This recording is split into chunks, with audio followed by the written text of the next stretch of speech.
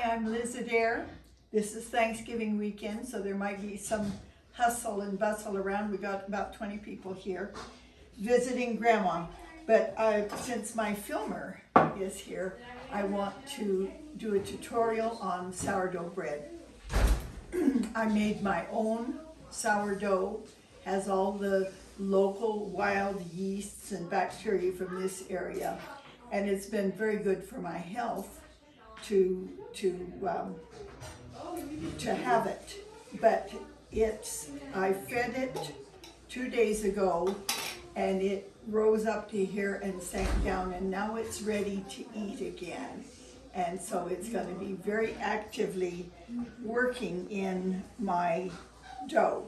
So the first thing I do is I take my starch and I put it in tepid water. You don't want warm water, but you don't want cold water because cold inhibits the action of those little wild organisms that are so beneficial. So I put my sourdough starch in here. I'm going to fill this with water quite soon because it becomes like concrete if you leave it out. I have measured out 3 cups of bread flour and a half cup of whole wheat flour. The sourdough loves whole wheat flour, a little bit in it. I keep my flour in the garage. It's winter, and so it's cold, so I put it in this kind of a bowl and set it in the microwave for about 30 seconds to warm it up so it doesn't inhibit the yeast. So I've got my starch in here. I have 3 cups of flour in here, plus the half cup of whole wheat flour, and my starch. And now I'm going to mix them together. And what I'm doing is I'm making a sponge, and I'm going to let this sponge rise for probably about 2 hours. So this is your first step, is making the sponge, and that seems a little thick, but it doesn't matter. What you want is you don't want it working, trying to raise the whole thing at once. So your sponge is going to be too thin to do anything with, bread-like, and that's fine. That's what you want it to be.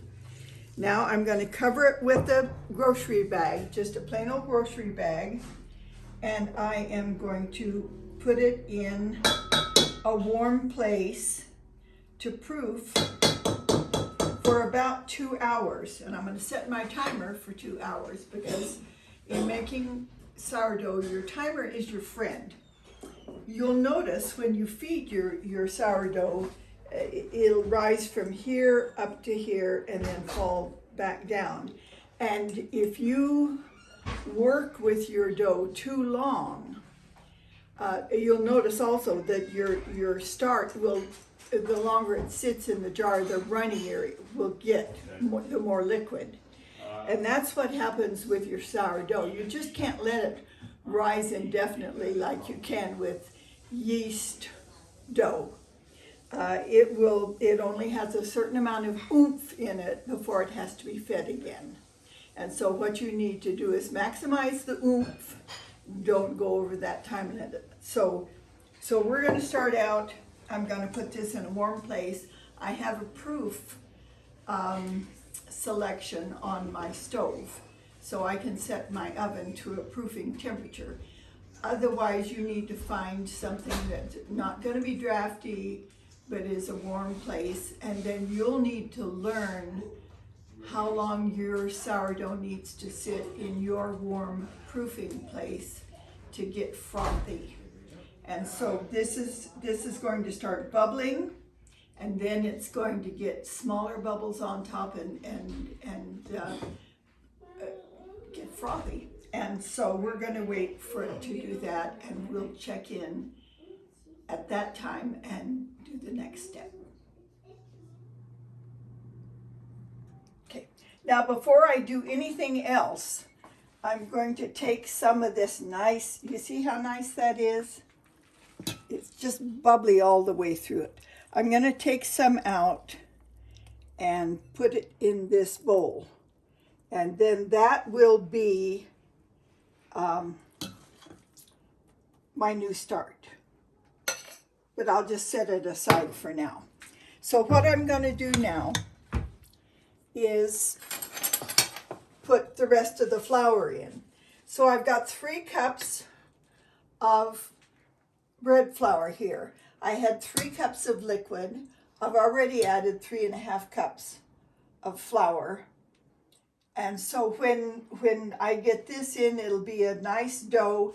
But before I add it, and after I have taken some of this out, I'm going to add some salt to the flour. Salt inhibits the work of the wild yeast, so that's why I do the sponge without salt first. And then I'm going to add just a scant tablespoon. This is called dough enhancer. It's got whey powder and some other stuff in it, which promotes the work of the sourdough yeasts. And then this is gluten. And I put a hefty tablespoonful of gluten in here. And it makes the grain of the bread much nicer. So I mix that all together, make sure I get the salt all mixed in. And then I'm just going to dump it in here.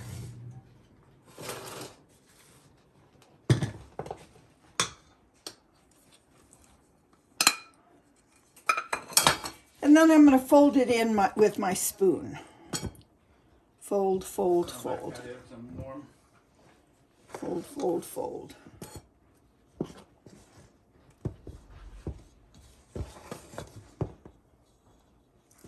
And then we'll come to a point where you just have to get my hands in it.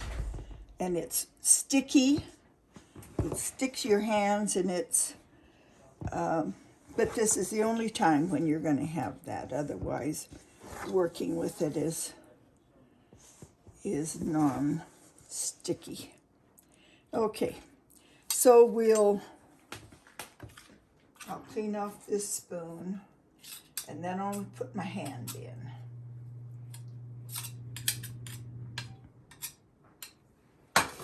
Okay, and this is the only time when you're going to need it. Now, I come from years and years and years of making bread, and long before I had my KitchenAid mixer to knead it, I had to knead it myself. And then when I got children old enough, I made them knead it. But so I expected that with sourdough you'd do a lot of kneading, but you don't. This is the kneading process. And you don't want to add a lot more flour. What you want to do is just work it until it's not real sticky, and it'll tighten up as you knead it. And that's what you want to do, is just knead it till you get all the flour in and until it's a pretty tight ball.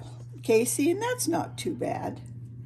And what I do as I'm working with it is I eat little bits of the dough, because one time a doctor sent me home with a whole bunch of probiotics, and I got to thinking about all these little yeasts and bacteria I have that are really beneficial.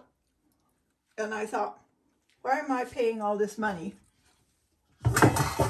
for those probiotics when I got something just as good in my kitchen? And it's true, it really has helped. Now, this is Thanksgiving, and I got a lot of people in my kitchen. So, I didn't know where my stuff was. So, I put it in a clean bowl. Again, your timer is your friend. And I'm going to set the timer for 30 minutes.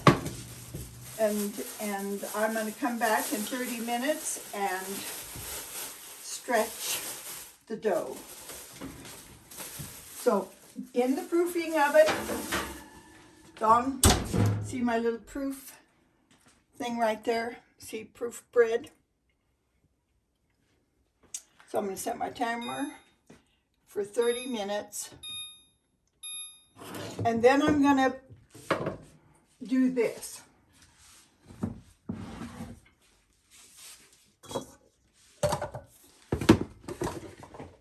I'm going to put a half a cup of flour in here. Don't see a half cup there, so I'll use 2 quarter cups. And a quarter cup of water. Is there water in here? I'll just use this.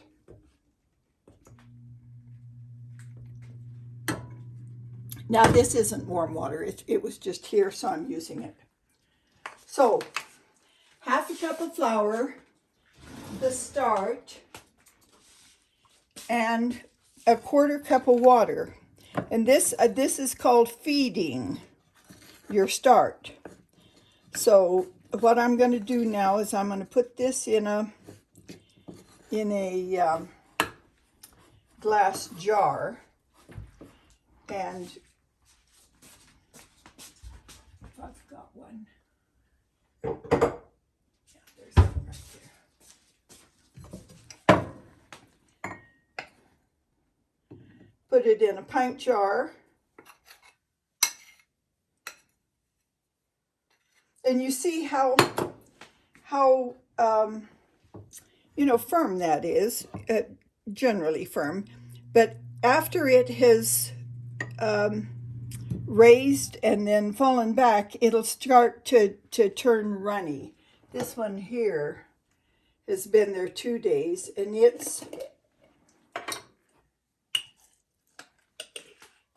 see how runny that is? That's what happens. The longer it's here, the runnier it gets. And so you don't want it to go too long, sitting on the counter too long before you use it. Generally, I try to feed mine the day before or 2 days before, and then it works well. Longer than that probably wouldn't be good. But it just sits there and does its thing. But now, this is going to let me know the oomph factor of my sourdough, because it's going to, through the day, it's going to climb up here. If it hits the top, I'm at the end of what it has to raise. And by that time, I have to have it in the refrigerator. So that it will just kind of hold where it is, and then I'll bake it tomorrow morning. Okay? All right. So we've had the sourdough. This is its first rising.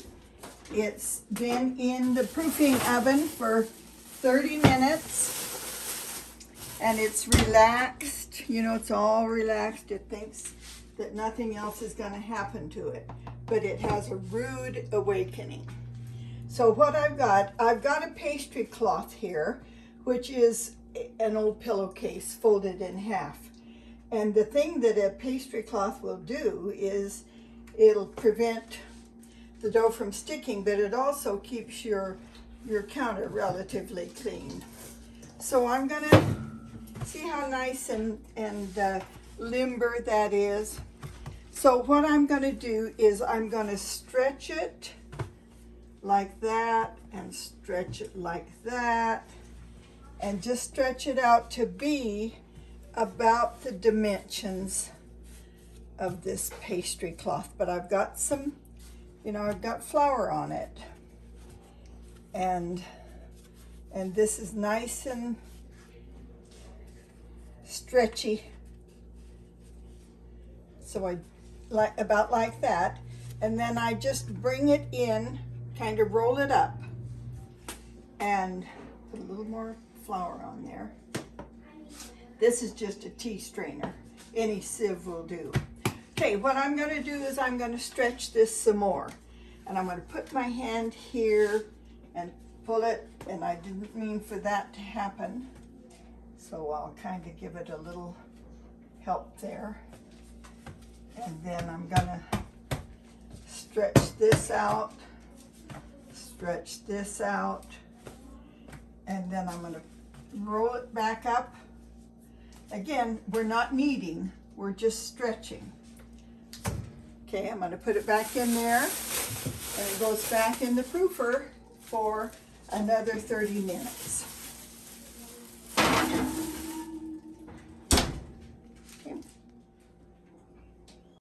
All right, so the buzzer is just rung, that it's been in proofing for another half an hour, and you see it's starting to raise, it's starting to get bubbles. So I'm just going to repeat the stretching process. Maybe get some more flour on there. Okay, and I'm going to put it on here. And now it's not going to stretch as easy this time as it had before. So it's going to resist and be stubborn, but I am going to insist that it stretches, stretching it to you know fairly much the size of this pastry cloth. Stretch that little bit and that little bit and that little bit, and then just pull it in and stretch it like this, stretch it like this.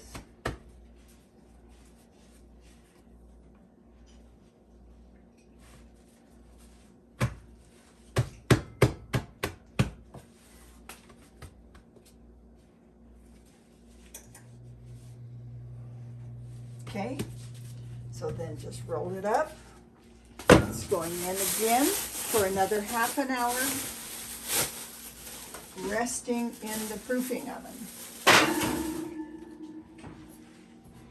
I'll set it for 30 minutes, and there we go. Buzzer. Oh, hold on. Okay, the buzzer's just rung. So now it's time to take it out, and this is the last time we're going to stretch it. But you can see that it's smoother, it's a little higher, it's forming bubbles inside that will, and I also want to show here that this is the start that I just mixed up and put in here, and you can see that it's starting to rise too. And I use this as a barometer. You know, if it gets clear up here, I gotta have my stuff in the pans by then. But also you'll see that this, you know, it's not wanting to stretch like that first time. It's kind of reluctant, and I have to be stern and say, you will stretch, you will stretch. And stretch, stretch, stretch. But this is the last time I tell it. I won't make you do this again.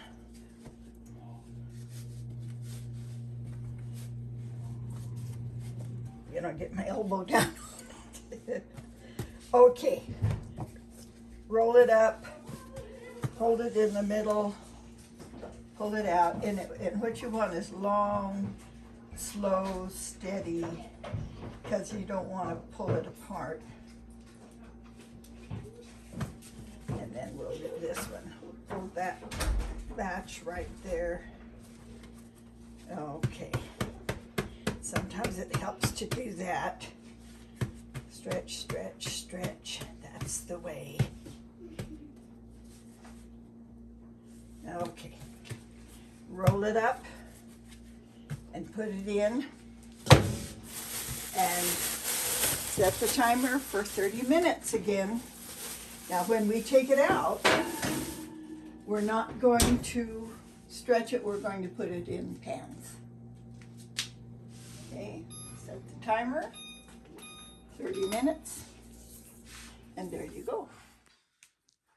Okay, so now we have let this proof in the oven longer than 30 minutes, but that's fine. This is the last thing before it goes into the pans. And I need to talk to you. Now, we're not going to bake this bread in the pans. These pans are for forming the loaves. And so the reason I have this bits of muslin in here are because that's the langer. It keeps the dough from sticking. And I reuse them until they're just stiff as a board because they become impregnated with the flour. And that's what you want. That's what keeps it from sticking. Now, when I very first put them in, I rub rice flour into them because it'll get into the crevices and cracks between the strands of cotton and keep the dough from sticking. But otherwise, I just dust it with flour. And, when it gets to where I can't put it down into the pans, and I'll soak it in the sink and then throw it in the washing machine. But let's see what we've got here. This has been raising about 45 minutes, maybe 50 minutes. Okay? So I put it here, and what I want to do is do it in thirds. See if I've got a knife in here. So I don't want to stretch it too much. I don't want to do anything that's going to destroy any bubbles that are forming. But I want to cut it in thirds. And my pans are a little bit different size, so they don't have to be exactly the same. Now, I'm just going to pull this out. I'm going to close it up there, and then I'm going to roll it, because what I want to do is get some surface tension on the outside, but I don't want to knead it or do anything that will destroy bubbles. And then I just put it in there. And we're going to let it rise about an hour outside. And again, see what we've got coming. We've got this much more oomph in it. So this is just a good time to put it in the pans. See, I'm just getting a little surface tension on that. Tuck these bottoms in. This is a little bit bigger pan, so I'm going to put it in there. Okay. And then this last one is a smaller pan. So I've got, can you see the holes here where the gases are starting to form, starting to make it rise? Okay, and then I'm just gonna roll it. And again, I just want some surface tension on it. Poke those bottoms in and put it in the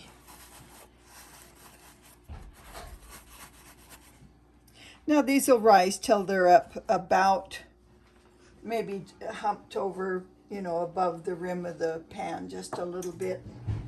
Okay, so now let me show you why you use a pastry cloth. I just fold it up, fold it in, and my mess is gone. Some people like to keep theirs in a Ziploc bag in the drawer, but I just stick them in the drawer. Okay, so the last step when it rises is I just have some produce bags, and when I get cilantro or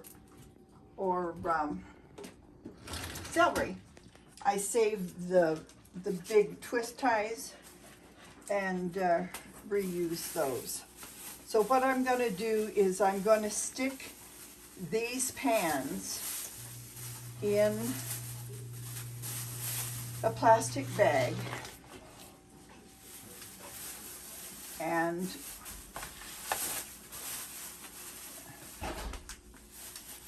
twist tie them closed. And this keeps them from drying out. And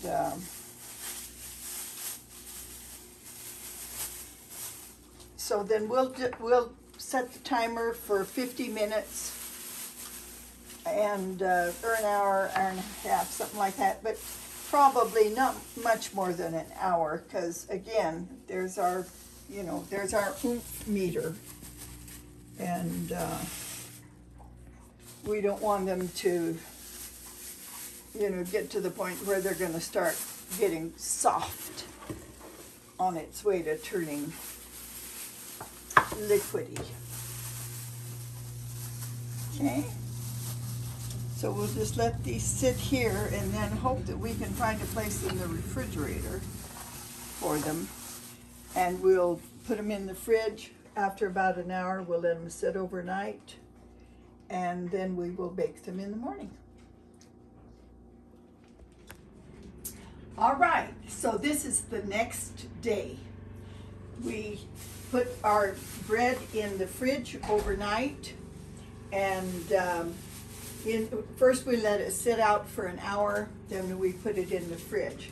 And it has risen somewhat. You're not going to get a big rise with this bread as opposed to a yeast bread, but it's, respectable. So what you want to do in order to release it so it can rise is, where's my knife? I had it. Hang on just a minute. Yeah, there it is. Okay, so you're going to score. Oh, before you do that, you need to cut your parchment. You're going to need parchment. Wax paper won't do. And you need parchment that is in this configuration. Did you take my scissors? Yes. I had everything. I was tidying up. I had everything out already. Okay. So here's the fold and here's the fold. I have this big parchment sheet that I've folded. You can buy it in a roll and just, pull it out and have a rectangular piece. So here's the fold and here's the fold. I'm going to cut a rectangle out here on the edges, the loose edges. So I'm going to cut about right here, and then I'm going to round this corner and cut straight up here. And what I want to end up with is a platform with straps. Okay? So I'm going to put my loaf on that in the vessel. But first I need to talk about, I'll put that there, about what you're going to bake it in, because you do not bake it in the oven. You bake it in a closed vessel inside the oven at 450 degrees. Now I have what I'm going to bake it in preheating in the oven. You want it hot, hot, hot, hot. This, my son gave this to me, and it's excellent for baking sourdough bread. The problem is that I'm 81 years old, and it's too heavy for me to manage to put in and out of the oven. But it retains the heat so well, and it's closed so nicely that it does a really good job. But I just leave it in the kitchen for decoration because I can't manage it. I have a really nice pot that's a stew pot that is copper clad in stainless, which is really heavy, great for making multiple jam batches. it's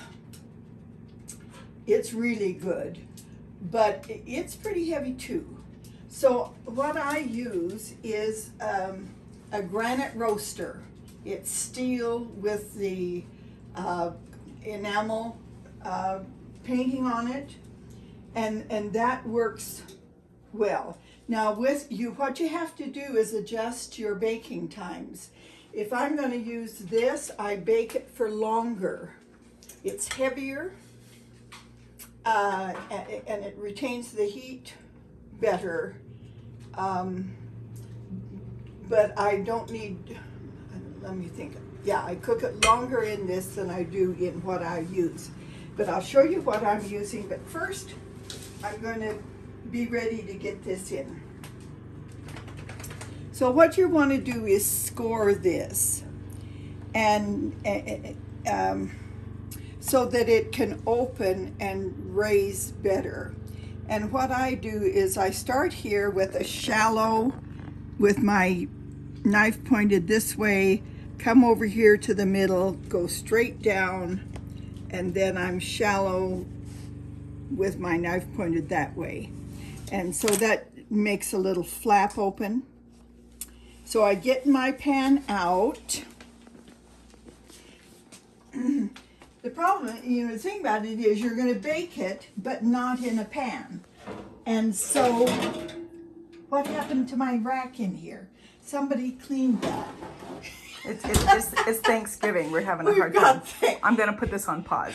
So what you want to do is put a rack in the bottom of the vessel, because you don't want it makes the crust too crunchy if you don't have a rack. Now, people, this is my own preference. You may like hard, crunchy bottom crusts, but I don't. It makes it too hard to cut it. So Daryl, my husband, fashioned this rack for me that will fit in this pan. See, if I push it down, it fits in. So what I want to do now, take my parchment, I'm going to turn this out, and that's the reason you have the cloth here. Now you see it's already fallen a little bit when I cut it, but that's all right, it'll come back. But you want to treat it very gently. You're putting it on there, you're putting on there. Oh, I forgot my this. Hang on, it's happening. So the thing that gives it the nice crust is steam. That's why you cook it covered, so that as it bakes, the steam will make the nice crust. But I figure, why not help it along? So I put a couple of small paper towels in on the side, and then I put my lid on, and I bet I've lost my clips. Hang on. Here's the lid. It's going on, but I usually clip it with binder clips. These aren't the ones I use. I have some that are great big, but let's see if these will work. Yeah, that's fine. I just use binder clips to keep the lid down on it. With the this, you don't need it because the lid is heavy enough to hold it down. But I've been thinking about trying to get a what do you call it? A silicone gasket to go around it, but I haven't been able to find one. Okay, so I'm going to set this for 33 minutes. And 33 minutes, we'll come back and take it out and see what we got, because it's always a surprise. You ready? Mm-hmm. Okay, the buzzer's just rung. And so what we're going to do is we're going to take it out of the oven.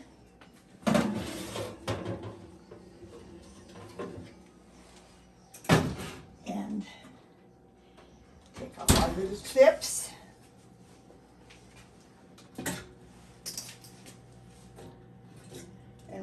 what we've come up with. There it is. Take it out, put it on the rack.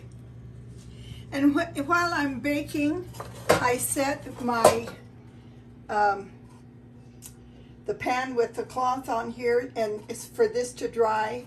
And so then what I do is I just fold this up and put it in the pan to store. And then I've got it. Okay, so I'm ready to put my next loaf in. This loaf, again, we're in Thanksgiving, and we've got 2 fridges, but they're both very, very full. We have 22 people here. And so this got something put on top of it. But it's been valiant in staying aloft as much as it could. So we'll just see how we do with it. So again, we cut the top so that we can have the little thing come open. We put it on the parchment. We put it in, and now I've got my little paper towels in there. I just take some water and put on them, and while they're in place. What? Hello, sweetheart. Did you get up from your nap? Oh, I'm so glad. Now here, we put the clips on like we did before, and they're hot, so don't grab them by accident. And I put it on this side, and then we put it in. We set the timer to, what did I do, 33 minutes? That's an easy thing to remember. And we wait for the next one. Okay, I'm going to take the parchment off so it can set it up here so it can cool. Now that loaf came out of this pan, so you can see how much it raises. And you don't want to cut it while it's hot. You wait until it's cool, because regular bread is wonderful when it's hot, but sourdough bread doesn't do as well cutting it when it's hot. But you've got a nice crusty loaf, and yet the bottom, you know, is easier to cut. If you wanted the crust on the bottom, then don't put the rack in. Okay. Set that there to dry. Okay. All right. So there's your process for sourdough. Now, everybody says to me, "Can you bake more than 1 loaf at a time?" And my answer is, I don't. Now, I do have a, hang on.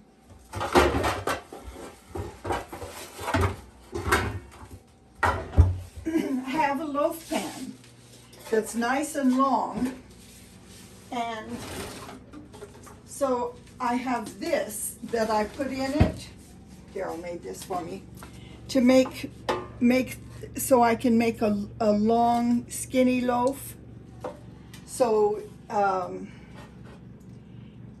the 6 cups of flour that we use, the 3 cups of water, 6 cups of flour, probably you would use half of that to make this loaf.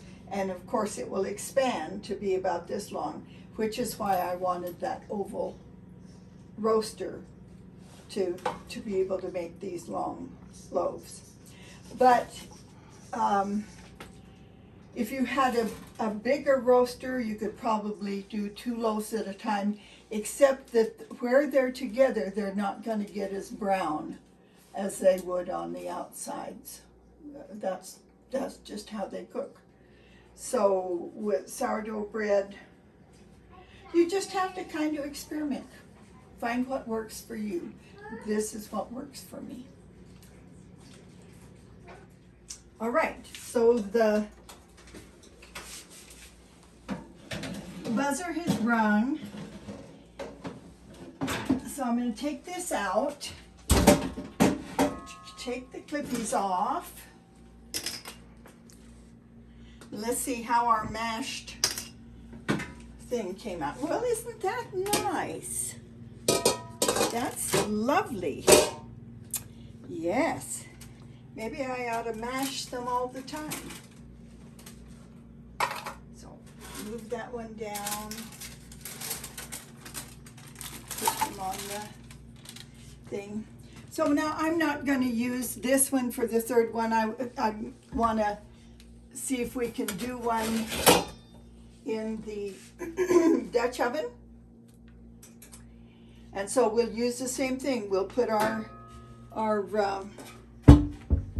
little wet paper towels in there. And I've had it on top of the stove to heat it up because I didn't want to compromise the loaf that was in there by putting this in to preheat in the oven. So what we'll do is we'll get it ready, and then we'll put the, now that paper towel makes my pan very ugly, but I don't care. It works, and I just go with it. Okay? Okay, so I'm going to turn these off and get my loaf ready.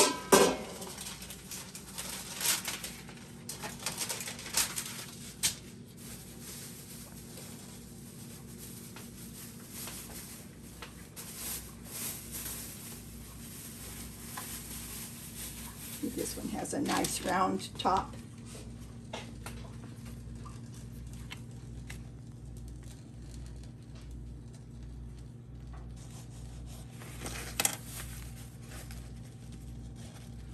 The thing that letting it sit overnight does, it helps the sourdough taste to come through, but it also lets it get a little firmer for,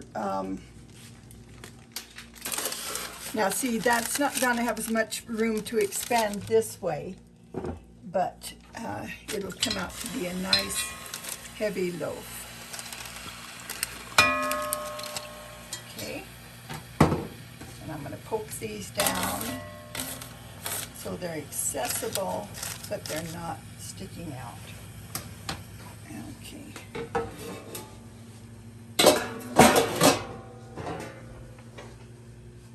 I'll get it ready, and Terry, you'll have to put it in the oven.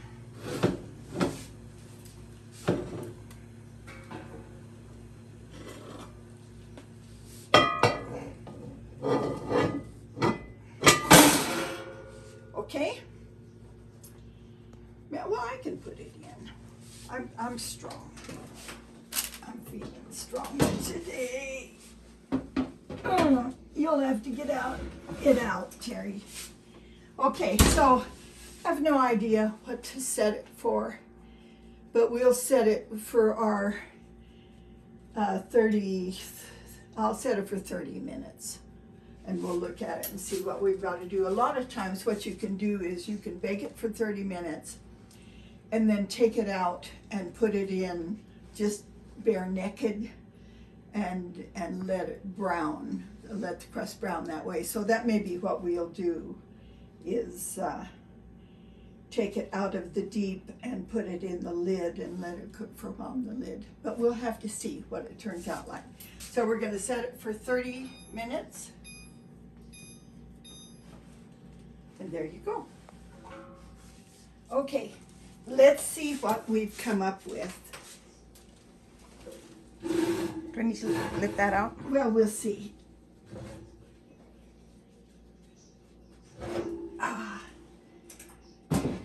But that's why I don't use it all the time. It's Hebe. Okay.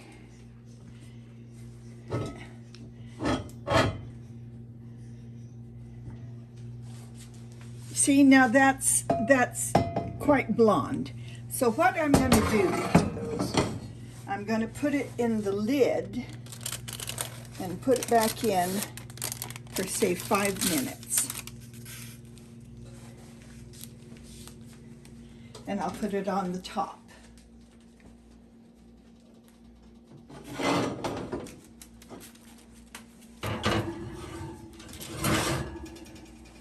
So we set it for 5 minutes.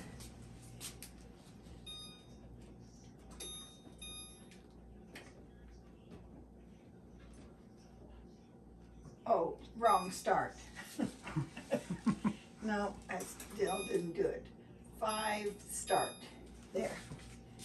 Okay, and now I can take this off now. And so from the 3 cups of water, we'll get 3 nice loaves of bread. And what I usually do, and what I would have done today, except we have so many bodies in the house, is on the day before, instead of just feeding my start, I put it, double it, because usually when you feed your start, you're throwing part of it away. So what you do is you take a bowl. I showed you at the beginning. You take a bowl, you put some of it in, you put some 1/4 cup of water and a 1/2 cup of flour. You mix it up, put it in a jar, and then that's what you're going to start next time. But you throw away what you didn't use. If you're feeding it. If you're feeding it. But what I do is, instead of throwing that away, I put it in another bowl. I add another 1/2 cup of flour and 1/4 cup of water, and so then I have 2 starts. And then I make 6 loaves of bread, because you're only making 1 mess throughout the day, and it's just a more efficient way. And then what I do to keep them is I'll take it and I'll wrap it in, when it's stone cold, cool. I'll wrap it in first aluminum foil, and then saran wrap this way and saran wrap this way, so it's just nice and tight, and I want to keep the air away from it. And then I put it in the freezer and use it through the week in the freezer. I'll put one wrapped that way on the counter for my 2nd or 3rd day, and then the rest goes in the freezer. And we eat a lot of the sourdough bread. It's been really, really good for my gut. Okay, so let's see. We'll hang tough. We'll wait a couple of minutes and see how this comes out.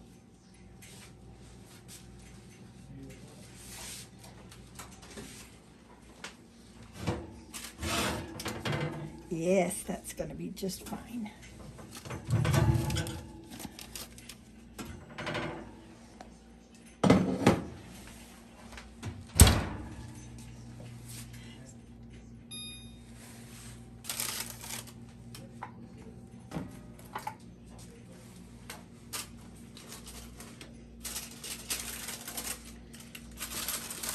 See, so there are your 3 loaves out of the 3 cups of water. And again, your only ingredients are flour, water, and salt.